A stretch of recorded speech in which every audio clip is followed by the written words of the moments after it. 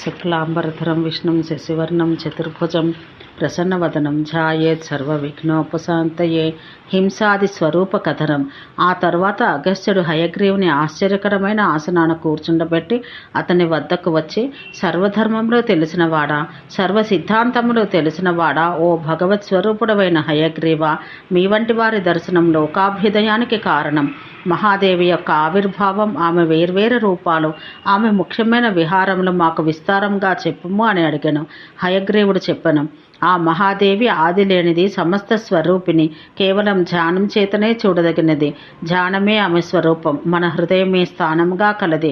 చాలా కాలం దేవీ మంత్రాన్ని అనుష్ఠానం చేసిన గౌరవం వలన ఆమెతో ఆత్మైక్యం ఏర్పడిన ఆ వ్యక్తిని ఆ దేవి చేరును. మొదట బ్రహ్మ యొక్క ధ్యానయోగం వలన శక్తి ఆవిర్భవించినది. ఆమె ప్రకృతి అని పిలువబడింది. ఆమె దేవతలకు ఇష్టసిద్ధినిచ్చినది.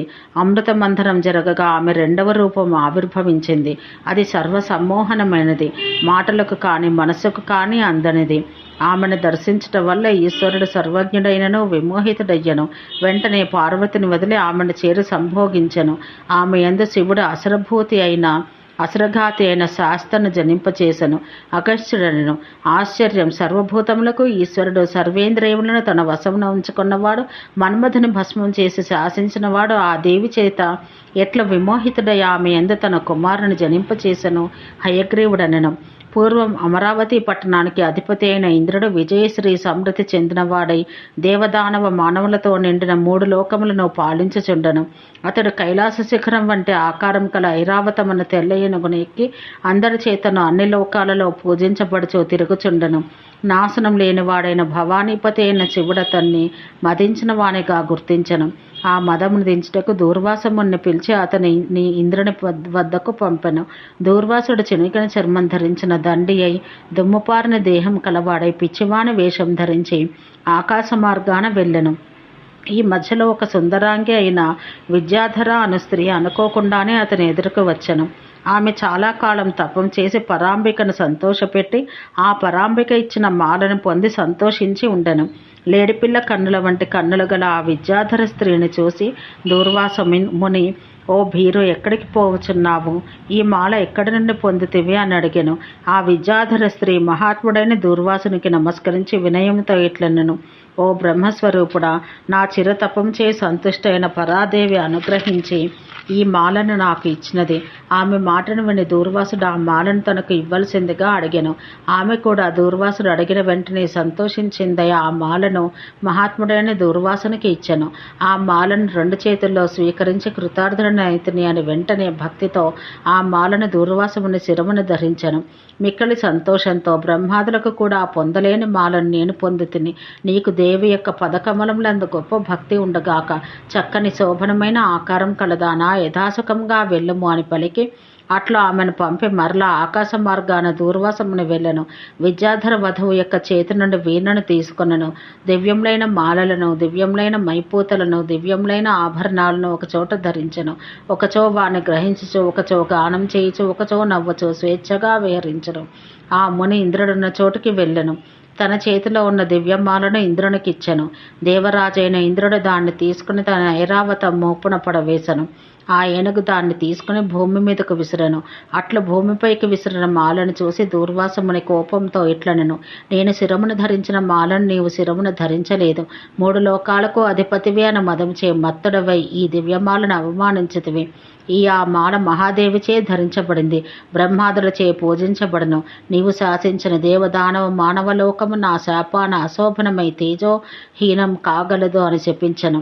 ఇంద్రుడు వినయంతో పూజించిన దూర్వాసముని కాసేపు ఇంద్రపతనాన్ని స్మరిస్తూ మాట్లాడకయే వెళ్ళను. అందువల్ల ఇంద్రుని విజయలక్ష్మి బలిదైత్యుని చేరను. ఇక నిత్యపురుషుడైన శ్రీ మహావిష్ణువుని చేరను. ఇంద్రుడు కూడా తన అమరావతికి పోయి అందరు దేవతలతో కూడి దుఃఖించిన మనసు కలవాడై సిరిలేని వాడై చింతించసాగను. అంతా ఆ సచీపతిలో అశుభ శకునాలు చూసి ఇంద్రుడు బృహస్పతిని పిలిచి ఇట్లనను, ఓ భగవత్ స్వరూపుడా, సర్వధర్మాలు తెలిసినవాడా, భూత భవిష్యత్ వర్తమానాలు తెలిసినవాడా, ఇంతవరకు కనబడని అశుభ శకునాలు కనబడుచున్నవి. వాని ఫలమేమి? వాని దాటు ఉపాయాలేవి చెప్పుడు అని అడిగాను. అది విని బృహస్పతి ధర్మార్థాలతో కూడిన శుభవాక్యాలతో ఇట్లనెను: ఓ రాజా, చేసిన పాపపు పనిని కల్పకోటి శతములకు ప్రాయశ్చిత్తం చేసుకొని అనుభవించి దాన్ని కడతేర్చుకొనగలవు. ఇంద్రుడనెను: పాపకర్మ ఎట్టిది, దాని ప్రాయశ్చిత్తం ఎట్టిది, అదంతా వినదలిచితివి, విస్తరంగా చెప్పుడు. బృహస్పతి అనెను: చంపుట, దొంగిలించుట, హింసించుట, కళ్ళు మొదలైనవి తాగుట, పరస్త్రీ రతి, ఇవి రాజు యొక్క 5 దుష్కర్మలు. బ్రాహ్మణులు, క్షత్రియులు, వైశ్యులు, శూద్రులు, గుర్రములు, గాడిదలు, ఒంటెలు, 4 కాళ్ళ జంతువులు, అండజములు, నీట పుట్టినవి, తిర్యక్ జంతువులు, ఎముకలు లేని ప్రాణములు, ఆయుతమున, సహస్రమును, శతమును, దశము, అట్లే దశము, 5, 3, 1 సగము, ఇది అనుపూర్తిగా ఆగును. బ్రాహ్మణ, క్షత్రియ, వైశ్యులకు, స్త్రీలకు పూర్వం చెప్పిన విషయాన పాపం చెప్పాలి. తండ్రి, తల్లి, గురువు, స్వామి, పుత్రుడు, వీరి విషయంలో ప్రాయశ్చిత్తం కలదు. గురువు యొక్క ఆజ్ఞచే చేసిన పాపం అతని ఆజ్ఞ ఉల్లంఘనాన సగమగను.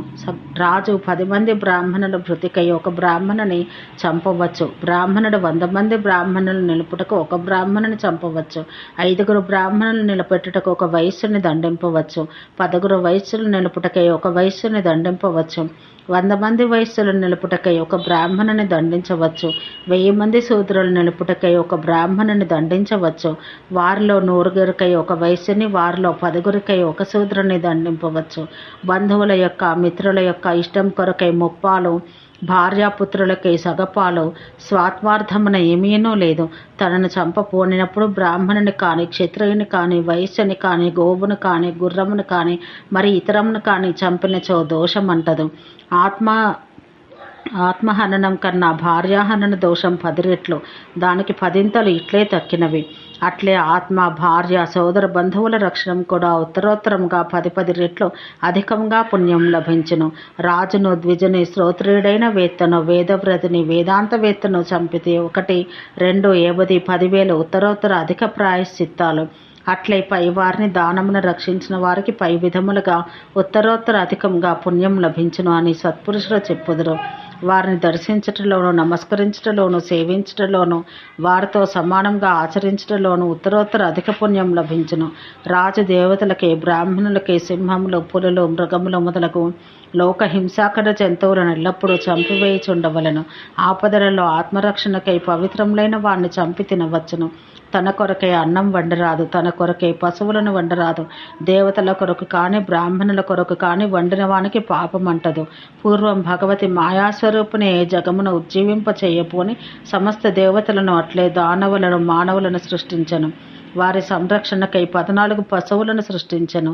యజ్ఞములను, వాని విధానములను ఏర్పరిచి వారితో ఇట్లనెను: ఓ మానవులారా, ఈ విధానమున పశువులతో యజ్ఞం చేసి దేవతలను పూజింపుడు.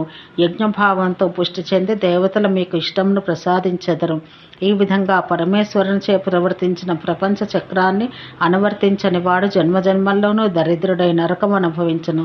దేవతల కొరకు కాని, పితరుల కొరకు కాని, అభ్యాగతులకై అనగా అకస్మాత్తుగా భోజనానికి వచ్చిన వానికై కాని, గురువునకై కాని, మహాత్ములు వచ్చినప్పుడు కాని బ్రాహ్మణుడు పవిత్రమైన పశువులను చంపవచ్చు.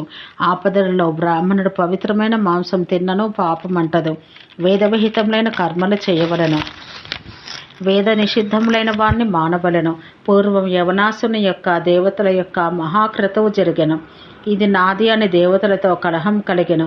అప్పుడు లోకపితామహుడైన బ్రహ్మ దేవతలకు, మానవులకు ఒక్కొక్కరికి పశువులను విభజించి ఇచ్చెను. అప్పుడు ప్రాణి సంఘ సహాయనగు పరాశక్తి కోపించెను. నయంతో కూడిన వాడే బ్రహ్మ ఆమెతో ఇట్లనెను: ఆ విధంగా కోపించి ఆవిర్భవించిన ఆ పరాశక్తి తల ఎత్తి చూసి, ప్రాణుల ఆనందానికి విఘ్నం వాటిల్లునన్న భయంతో కూడిన వాడై చేతులు జోడించి నమస్కరించి స్తుతించి అనుగ్రహింపుము అని మాటిమాటికి వేడుకొనచు, నీవు నా ముందు ఆవిర్భవించినందువల్ల ధన్యుడనైతిని. నీ చేతనే ఈ సమస్త శుభాశుభ కార్యాలన్నీ నిర్మించబడ్డవి. శృతులు, స్మృతులు నీ చేతనే ప్రతిపాదించబడినవి. నీ చేతనే యాగములన్నీ కల్పించబడినవి. మహాక్రతువున ఆయా దేవతలకు విభజించిన పశువులన్నీ ప్రాణతృప్తి కొరకు నీకు సంబంధించిన వగుగాక అని బ్రహ్మ చెప్పి వారి ఎదుటనే అంతర్ధానం చెందెను. ఆ బ్రహ్మ తాను చెప్పిన విధంగానే మహాక్రతువులను కూడా చేసెను. పవిత్రములైన పశువులను చంపి పరాశక్తిని యజ్ఞాన పూజించను. ఆయా విభాగం వేదములందు చెప్పబడి ఉండుటచే ఇచ్చట చెప్పుటలేదు. బ్రాహ్మణుడు తప్ప స్త్రీలను శూద్రులను మాంసం స్వీకరించరి. ఆపదలందు బ్రాహ్మణుడు కూడా గురువు యొక్క ఆజ్ఞతో మాంసం తినవచ్చు. శివుని నుండి పుట్టిన ఈ పిండం పూర్తిగా శివత్వం పొందింది. ఓ పశువు, నీవు మేల్కొనము. అశివుడవగుచున్నను శివుడగుచున్నావు కదా. మాయాపిండమును వీడి సద్రూప శివైక్యం పొందుచున్నావని భావం. ఆ కారణాన్ని ఈశుడవు, సర్వజగములకు కర్తవు, కారుండవు, ప్రళయ స్వరూపుడవు, రుద్రుడవు, విశ్వాధికుడైనందున దానికి భిన్నుడవైన ఓ పశువు, నీవు కూడా రుద్రుడవు. ఈ కారణం చేత స్వార్థమునకు కానీ, పరార్థమై కానీ, గుర్రమును కానీ, గోవును కానీ, ఏనుగు, ఒంటె, దున్న మొదలగు వాణ్ణి కానీ చంపిన పాపం అంటదు. గృహమునకు అనిష్టమును చేయి సర్పముల, ఎలుకలు, తేళ్లు మొదలైన వాణ్ణి చంపియు పాపం పొందడు. ఇది క్రియాఫలమును కోరు గృహస్థాశ్రమ వాసులకు, మనస్సంకల్ప సిద్ధులై శివ తేజస్కులైన మహాత్ములకు, ఇతరులకు పశుయజ్ఞం ఇష్టాపూర్తి కలుగును. జపహోమ అర్చన మొదలగు వానితో వారి ఇష్టములు తీరును. ఓం శాంతి శాంతి శాంతి.